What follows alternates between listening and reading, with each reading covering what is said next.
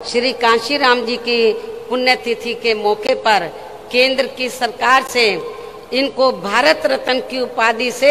सम्मानित करने की भी जोरदार मांग करती हूँ और इसके लिए इनसे ये विशेष आग्रह भी करती हूँ। हालांकि इस मामले में हमें ये मालूम है कि केंद्र में कोई भी जातिवादी सरकार जल्दी से हमारे दलित वर्ग के महान व्यक्तित्व को इस उपाधि से सम्मानित करने वाली नहीं है। और इस संदर्भ में बाबा साहब डॉक्टर भीमराव अंबेडकर का खास उदाहरण आप लोगों के सामने है। आप लोगों को मालूम है कि बाबा साहब ने तो देश का संविधान बनाया और जब केंद्र में अंग्रेजों के जाने के बाद कांग्रेस सत्ता में आई, राज्यों में भी रही, तो कांग्रेस की जिम्मेवारी बनती थी कि बाबा साहब को भारत रत्न की उपाधि से सम्मानित करना चाहिए था। लेकिन कांग्रेस की केंद्र की सरकार ने बाबा साहब को भारत रत्न की उपाधि से सम्मानित नहीं किया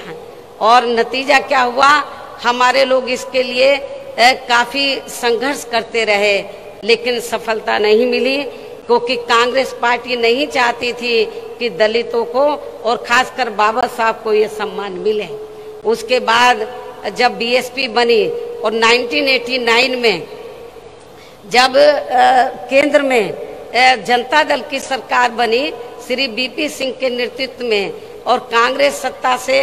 बाहर हुई और मिली जुली सरकार बनी, तो उस समय हमारी पार्टी के 3 एमपी जीत कर आए थे। मैं खुद भी जीत कर आई थी 1989 में बिजनौर से। तो उस समय श्री बीपी सिंह जी ये चाहते थे कि हम लोग सरकार में शामिल हो जाएं। हमने श्री बीपी सिंह को ये कहा कि हमें कोई मंत्री का पद नहीं चाहिए,